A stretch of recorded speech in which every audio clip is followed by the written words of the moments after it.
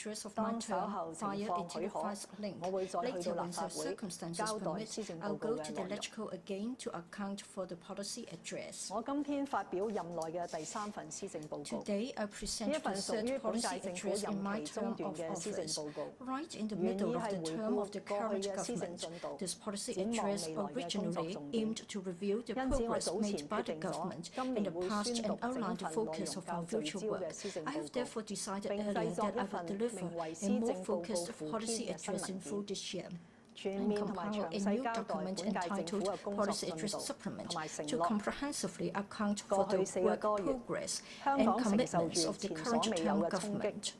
Although Hong Kong has been undergoing unprecedented unrest in the past 4 months, I've chosen to present this policy address on the scheduled date as planned and accordingly held over 50 consultation sessions with a view to responding to the aspirations of the community.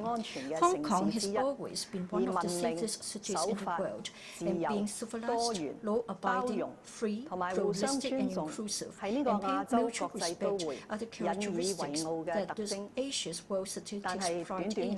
Yet in just a few months, the areas affected by the social conflict arising from opposition to the government's amendment of the Fugitive Offenders Ordinance have become more extensive. Over 400 demonstrations, processions and rallies took place in various districts in the past 4 months, and more often than not, they ended up in violent protests, causing injuries to more than 1,100 people and the arrest of over 2,200. A handful of rioters initiated attacks and sabotages in an organized and planned manner. They doxed and beat people holding different views, spreading chaos and fear in Hong Kong, and seriously disrupting people's daily lives.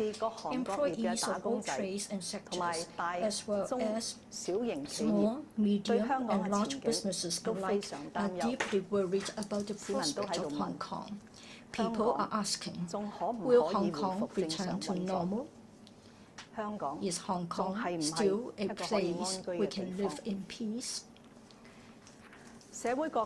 Many sectors of our society have condemned the radical acts of rioters and supported the government to strictly enforce the law to end violence. Various sectors have appealed to people with different political views to put aside differences, stop violence as soon as possible, and restore calm in society.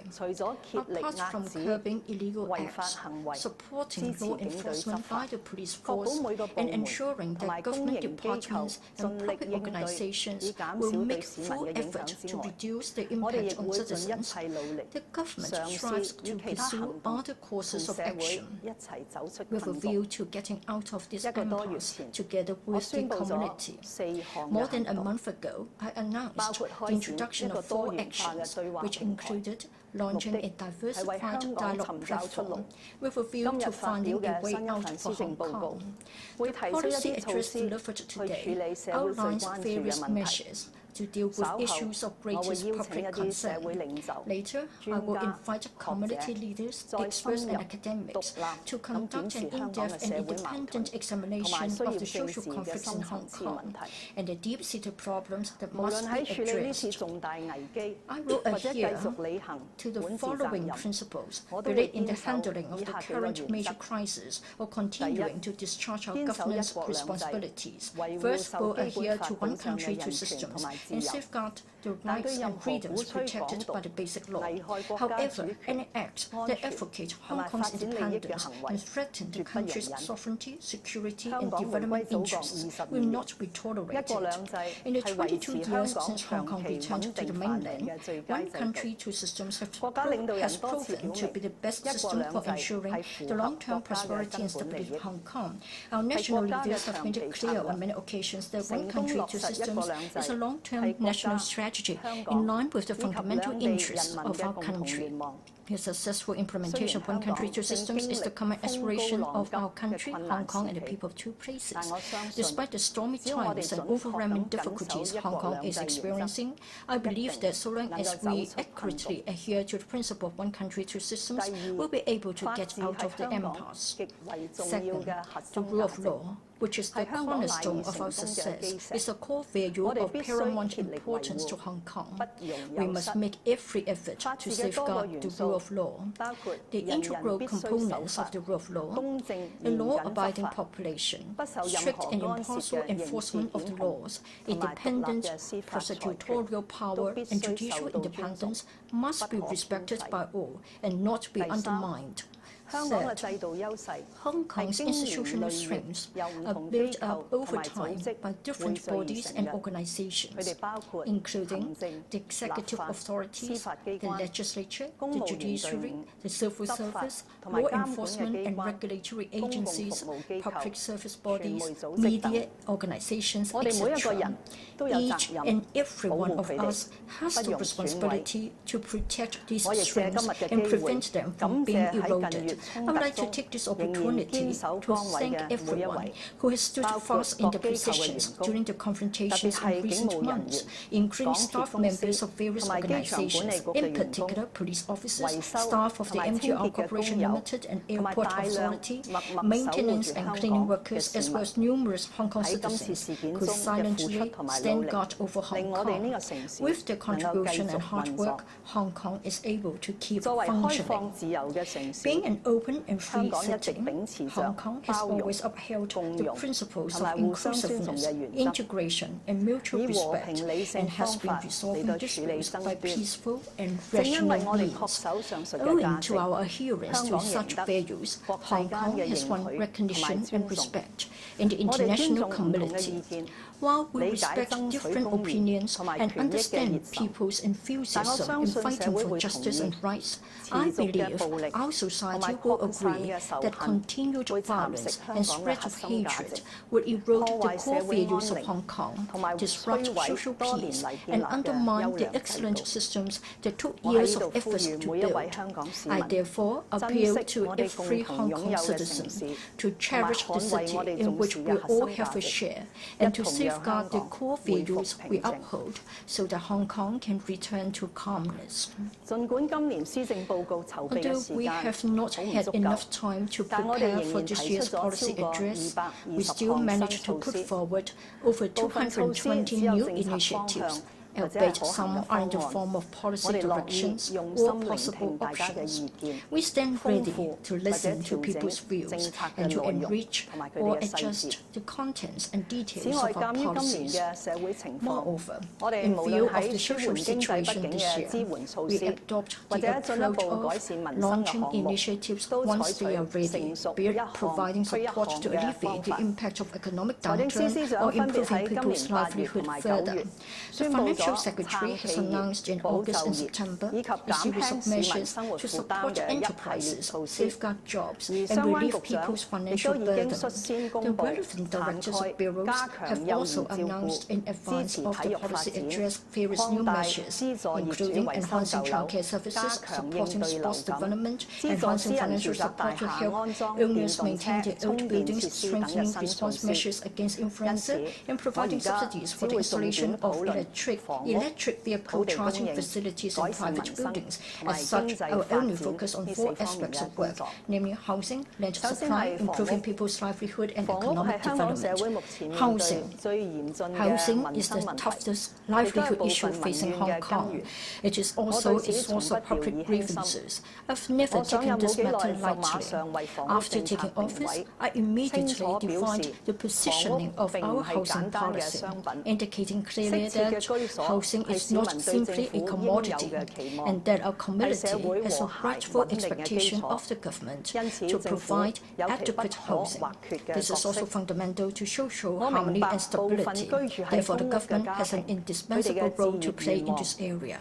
I understand that some families living in public rental housing (PRH) aspire to be homeowners. I have therefore regularized the Green Farm Subsidized Home Ownership Scheme (GSH) to provide subsidized sale flats SSFs that specifically catered for PRH tenants. About 2,500 flats were sold last year. Given the high property prices, which make it difficult for middle-income families to become more homeowners, I'm aware of the demand for SSFs. I've therefore regularized the White Form Secondary Market Scheme (WSM) and increased the quota gradually. I learned that young professionals with monthly salaries in the tens of thousands are frustrated by the fact that they are unable to buy flats on the private housing market when prices are often over $10,000 per square foot. I therefore proposed the introduction of starter homes SH for Hong Kong residents and converted the private residential projects of the Urban Renewal Authority (URA) at Matawai Road into an SH pilot project for sale. We have proposed legislation to levy special rates on vacant first-hand private residential units to encourage developers to expedite the supply of completed flats in order to reduce hoarding.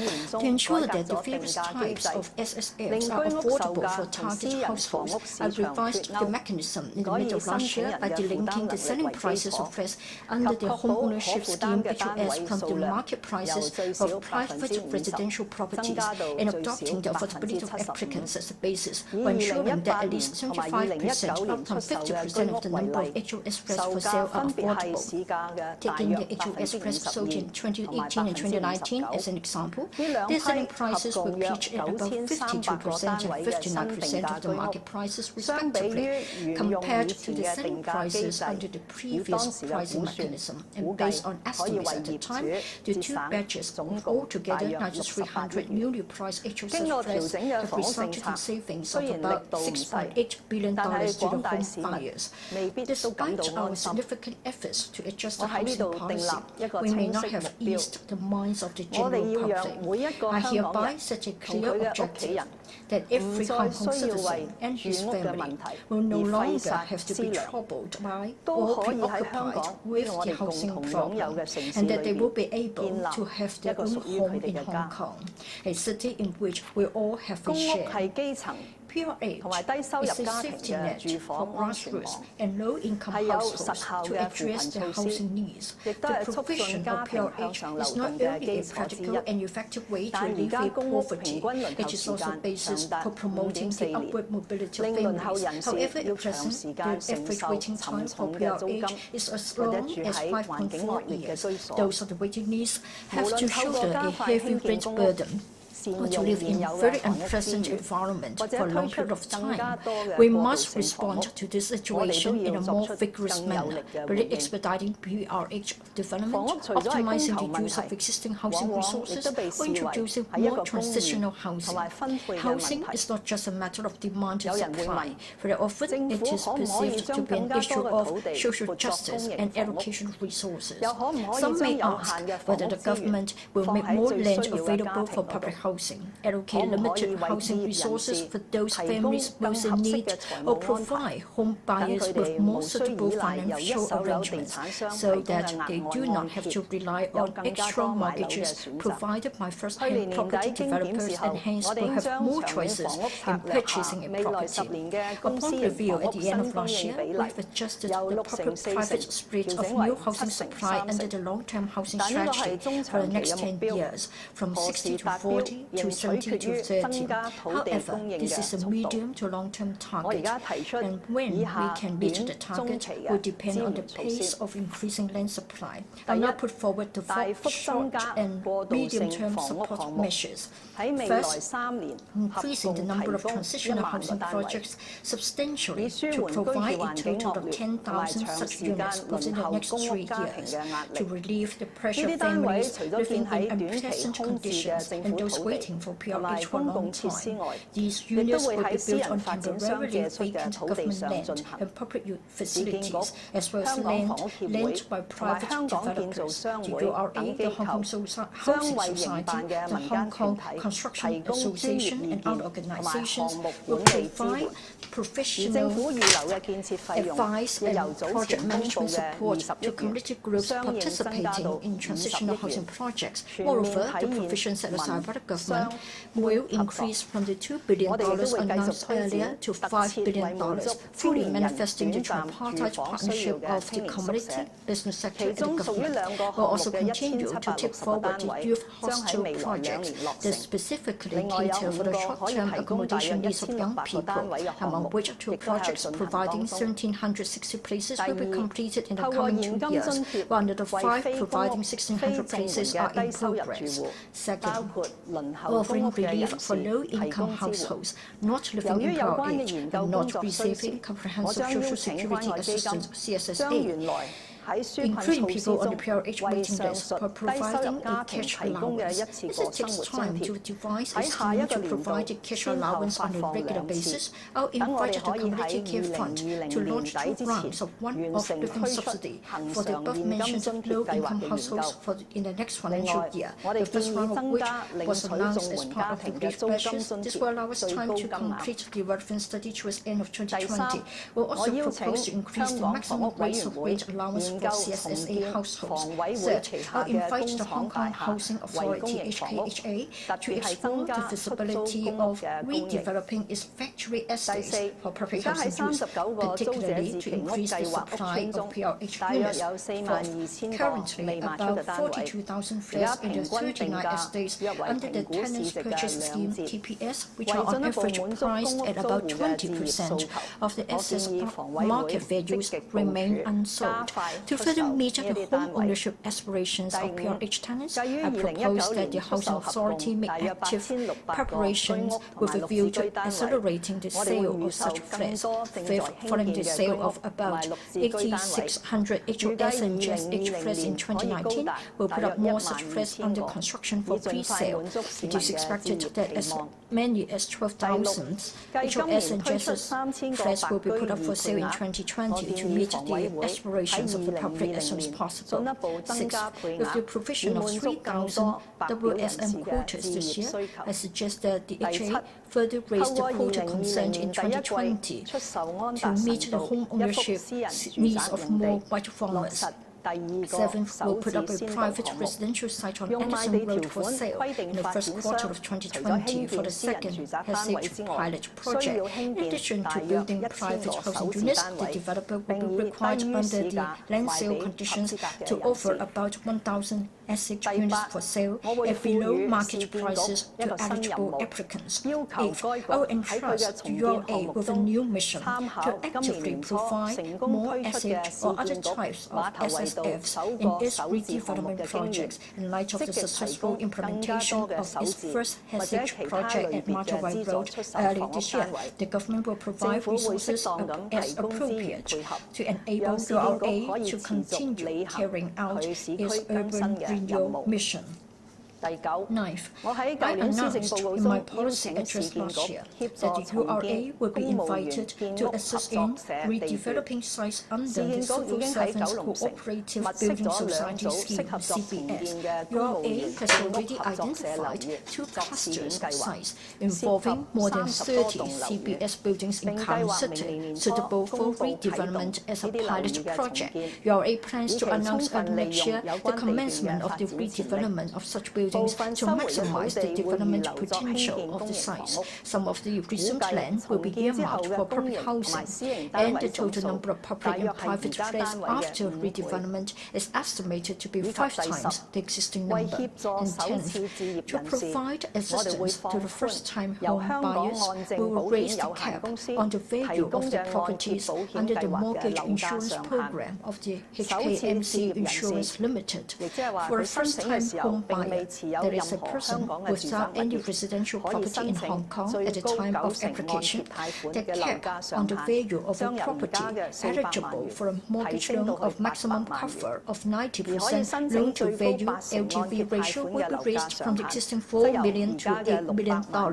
For a property eligible for a mortgage loan of maximum cover of 80% LTV ratio, the cap on its value will be raised from $6 to $10 million, including the self-occupied flat-for-flat. During the policy address consultation sessions and public discussion in recent months, I've taken note of the views for relaunch of TPS and redevelopment of aged PRH estates.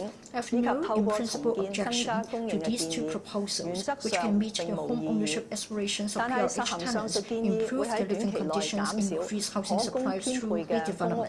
Yet the implementation will reduce the number of PRH units available for allocation in the short term, which will inevitably lengthen the waiting time for PRH applicant families. Given the current acute short supply of PRH units and the need to deploy housing resources in an effective manner, it is difficult to implement these proposals for the time being. However, when we have more certainty on the overall public housing supply, I will ask HA to look into the matter seriously. I turn to land supply. To meet the keen housing demands of the public, we have to increase the supply of land for housing development in a persistent manner. After the Task Force on Land Supply, Task Force launched a public engagement exercise on land supply and submitted a comprehensive report at the end of last year.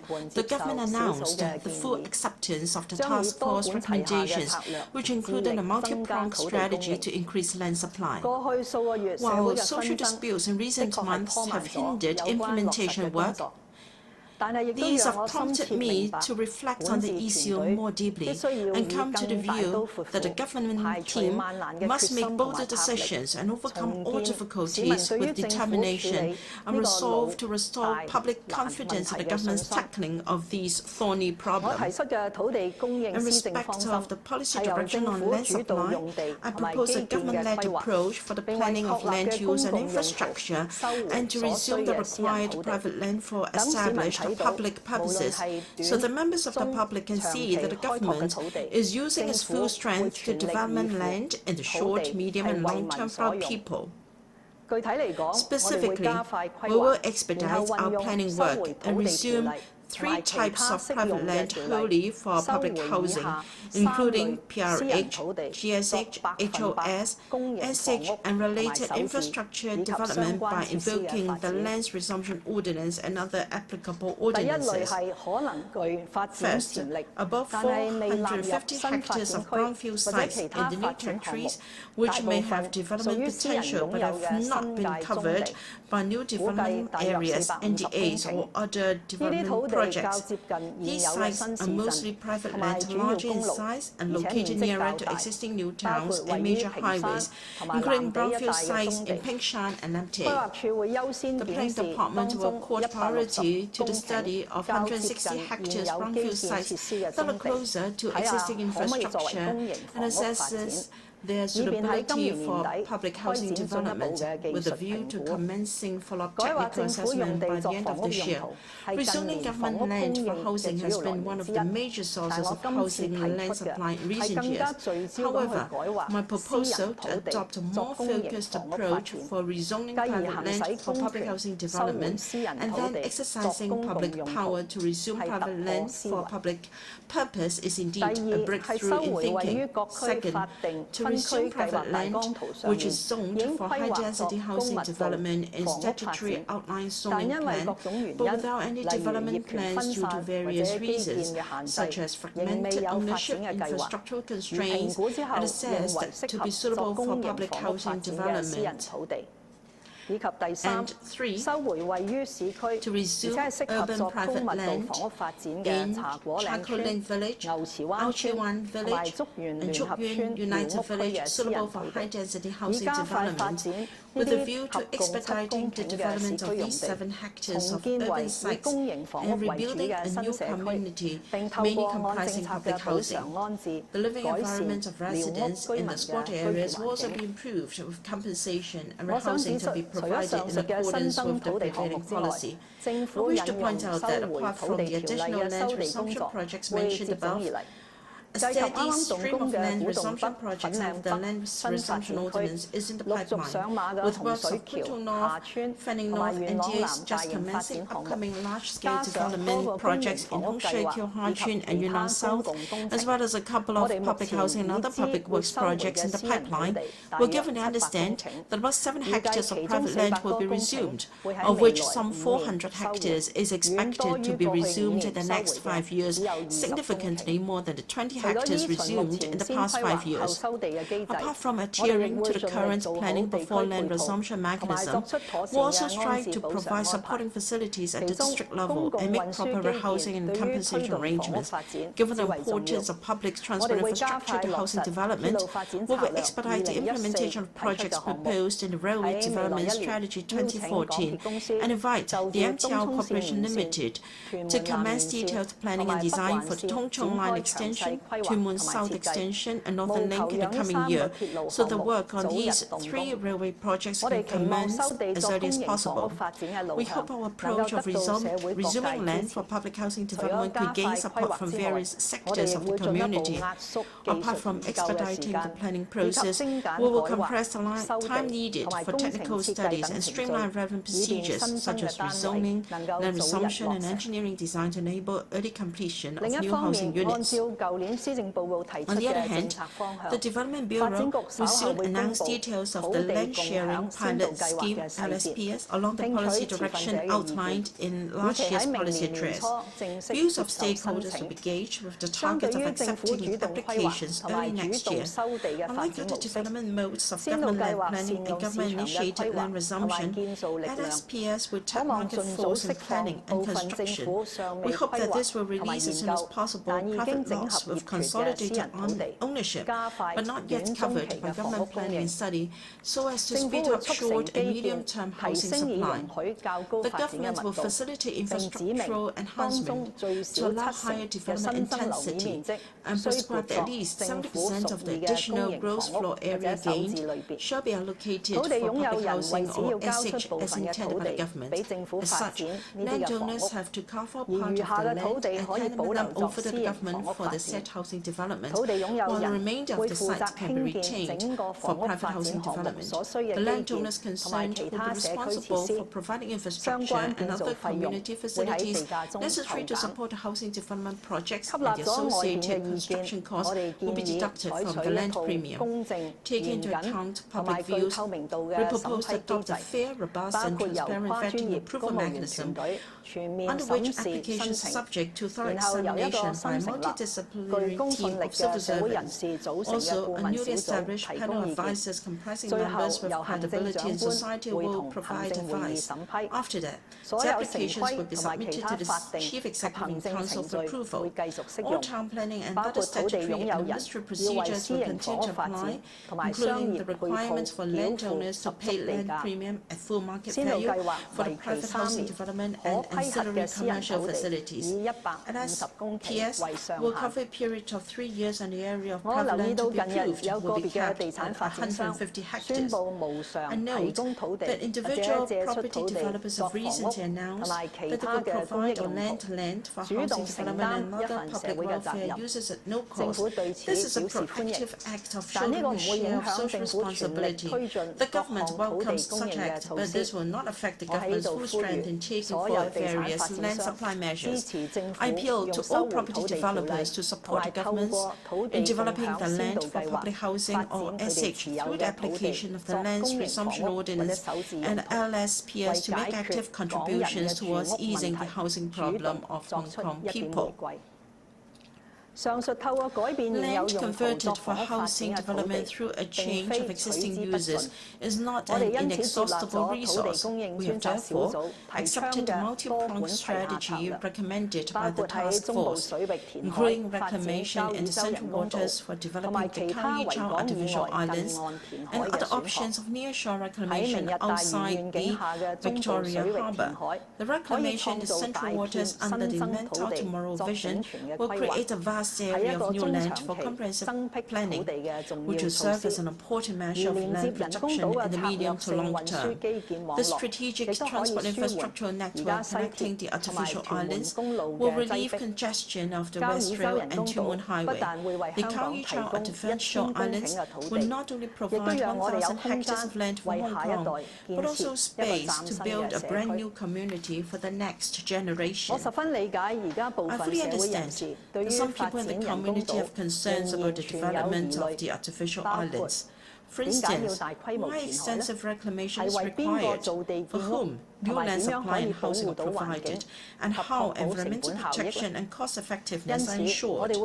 We thus continue our efforts to explain the project objectives and directions of the technical studies to the public and establish a platform for various professionals and young people to take part in the formulation of measures in areas such as urban design, land use and smart and environmental friendly and sustainable development, and to explore how to link up the housing needs of Hong Kong people with the housing development plans on the artificial islands.